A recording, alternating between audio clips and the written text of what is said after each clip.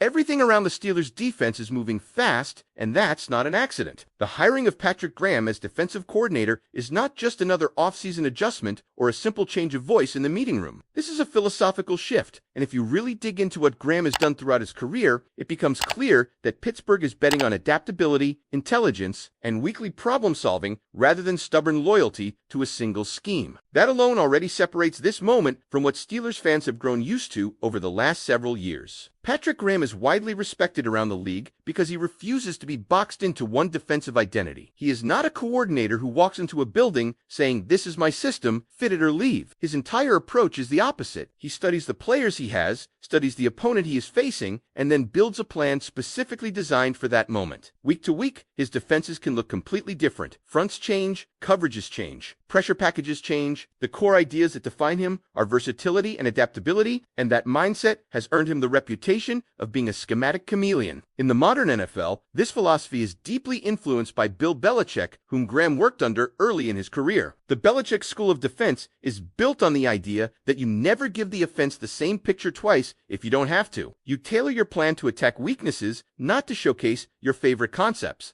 Graham has carried that mindset everywhere he's gone, even when the talent on his rosters was far from elite. In fact, one of the most impressive parts of his resume is not what he's done with stacked units, but what he's been able to squeeze out of undermanned defenses. Across multiple stops, Graham consistently elevated groups that, on paper, had no business performing at a high level. He changed fronts freely, moving between 3-4, 4-3, 3-3-5, and a variety of hybrid looks. He mixed jet fronts, odd fronts, under fronts, and heavy pressure looks depending on the opponent's run scheme and protection rules. His goal was always to force quarterbacks and offensive coordinators to hesitate, to think, and to adjust on the fly. Confusion is a weapon in his playbook. What makes this especially interesting for Steelers fans is how stark the contrast is with the previous defensive approach in Pittsburgh. For years, the defense largely lived in familiar territory. Single high safety, looks cover 1, cover 3, and a base 3-4 structure that rarely changed its personality. Adjustments did happen, but they often came late, and the overall identity stayed rigid. Graham represents the opposite philosophy. Instead of asking players to fit the defense, he bends the defense around the players. His coaching background also matters here. Graham coached linebackers and defensive linemen early in his career, which shows up clearly in how he designs pressure and front mechanics. He understands how to stress offensive lines without always relying on all-out blitz. He's comfortable creating simulated pressures, disguising who is coming and who is dropping, and forcing quarterbacks into mistakes without exposing his secondary unnecessarily. That balance is something Pittsburgh has chased for years. As a defensive coordinator, Graham is not inexperienced or learning on the job. He has called plays in multiple environments, under multiple head coaches, and within very different organizational structures. His defenses have evolved year after year, which tells you he is not married to past success or outdated ideas. When he didn't have secondary talent, he leaned into 2 high safety shells and bend but don't break principles. When pass rushers were hurt, he adjusted fronts and brought pressure from unexpected places. When he had a star edge rusher, he built everything around maximizing that advantage. Another important piece of context is that Graham has often worked with rosters that lacked high-end talent. Despite that, his units frequently overperformed expectations. In situations where defenses were supposed to struggle, they stayed competitive, efficient, and occasionally elite relative to their personnel. That history is critical because it reframes how Steelers fans should evaluate him. Raw rankings and surface-level statistics don't tell the full story. You have to ask what he was given and how much he elevated it. Now, for the first time, Graham steps into a situation where the defensive talent in front of him is clearly the best he has ever worked with. Pittsburgh has elite edge rushers, physical linebackers, and versatile defensive backs who can move around the formation. The idea of that level of talent, combined with a coordinator who thrives on creativity and flexibility, is what has people inside the league paying attention. This is not about running one system better. This is about unlocking different versions of the same defense depending on who lines up on the other side of the ball. This hire also signals something deeper about where the Steelers believe they are as a team. If Pittsburgh wants to move from being a perennial playoff contender to a legitimate championship threat, the defense has to be more than just good. It has to be dominant, adaptable, and capable of shutting down elite quarterbacks in January. Graham's entire career has been built on the idea of maximizing what you have and forcing opponents to play uncomfortable football. All of this sets the stage for what could be a completely different defensive identity in Pittsburgh moving forward. The question now is not whether the scheme will change, because it will. The real question is how far this transformation can go once Graham starts molding this roster into something uniquely his. Do you believe Patrick Graham can take this Steelers defense to the next level? And what are your expectations for how different it will look once the season starts? The Steelers have quietly made a move that might not dominate national headlines right now, but it absolutely deserves a deeper look if you care about how this roster is being built from the ground up. Pittsburgh has signed wide receiver A.T. Perry to a reserved future contract. And while that type of transaction often flies under the radar, it tells us a lot about how the front office is thinking about depth, upside, and competition going into the next phase of the offseason. This is not a splash signing. This is a calculated bet on a player profile that fits a very specific mold. And that's why it matters. A.T. Perry comes to Pittsburgh with NFL experience, even if it's limited. Over 3 seasons in the league, he has appeared in 10 games, starting 3 of them, and has produced 12 receptions for 246 yards and 4 touchdowns. Those raw numbers don't jump off the page until you slow down and really examine them. A 20.5-yard average per reception is not an accident. That number tells you exactly the kind of receiver Perry has been when he's been on the field. He has been a vertical threat, a player used to stretch defenses, attack downfield, and create explosive plays rather than pile up short catches. 4 touchdowns on 12 receptions is an extremely high ratio, and again, it points to how he's been deployed when opportunities came his way. His most recent time in the NFL came with the Denver Broncos, where he spent both the 2024 and 2025 seasons on the practice squad. He did not see game action during that stretch, but practice squad stints are often misunderstood by fans. Being on a practice squad does not mean a player is irrelevant or forgotten. It means teams believe there is developmental value, something worth keeping in the building, something that might click with the right situation, the right coaching, or the right timing. The Steelers clearly saw enough to bring him in and secure his rights with a future deal, which allows them to evaluate him throughout the offseason program, training camp, and preseason without immediate pressure. Perry originally entered the league as a 6th-round pick in the 2023 NFL Draft, selected 195th overall by the New Orleans Saints. That draft position already frames expectations. 6th-round receivers are rarely finished products. They are traits-based bets. They are players, teams believe, can grow into a role rather than step into one right away. His actual NFL playing time came during his rookie season with the Saints, which remains his only regular season game action so far. That rookie year exposure is important because it means he has already experienced NFL game speed, NFL defensive schemes, and the weekly preparation that comes with being on an active roster. To really understand why the Steelers might be intrigued, you have to go back to his college career at Wake Forest.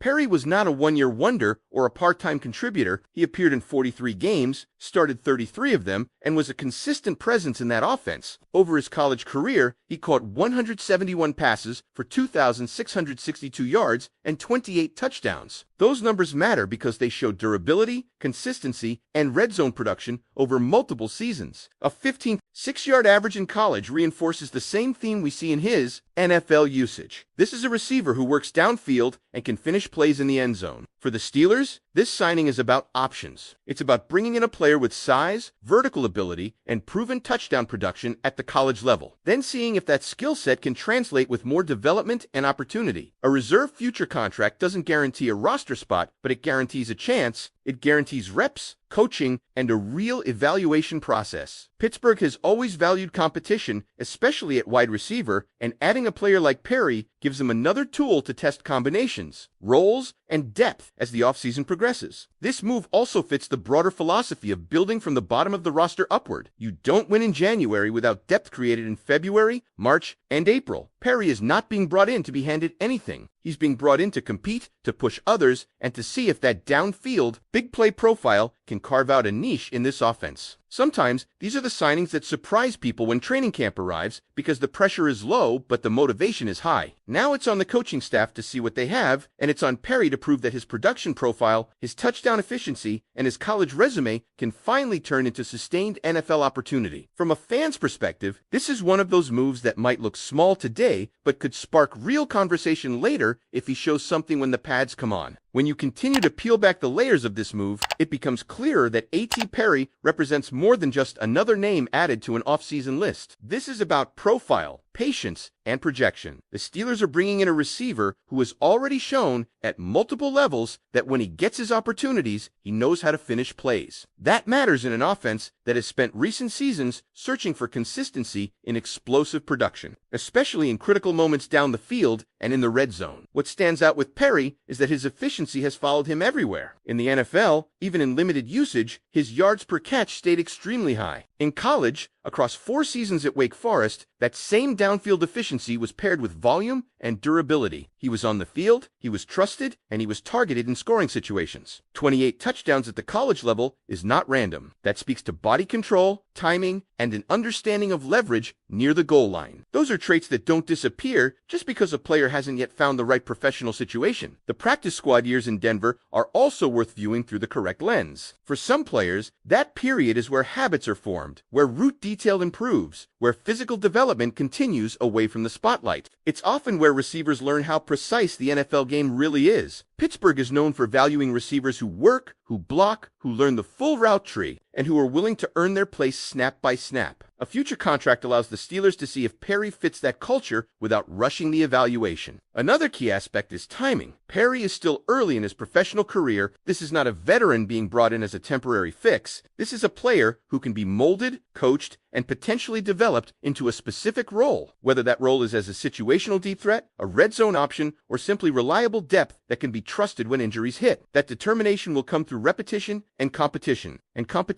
is where this signing truly makes sense. Every additional capable body in that receiver room raises the standard for everyone else. There is also the reality that offseason roster building is about stacking bets, not swinging once and hoping for a miracle. The Steelers are stacking a low-risk bet here. A reserve future contract doesn't limit flexibility. It doesn't force decisions too early. What it does is create opportunity. Opportunity for the player to prove he belongs, an opportunity for the team to potentially uncover value where others have moved on. From a fan perspective, this is exactly the kind of move that becomes interesting once camp reports start coming out. How does he look in one? How does he track the ball in team drills? Does that downfield ability show up consistently? Those questions won't be answered today, but they will be answered through work. And if he flashes even briefly, this signing suddenly looks a lot more important than it did on the transaction wire. Ultimately, this is how rosters are quietly shaped. Not every contributor arrives with hype. Some arrive with traits, production history, and something to prove.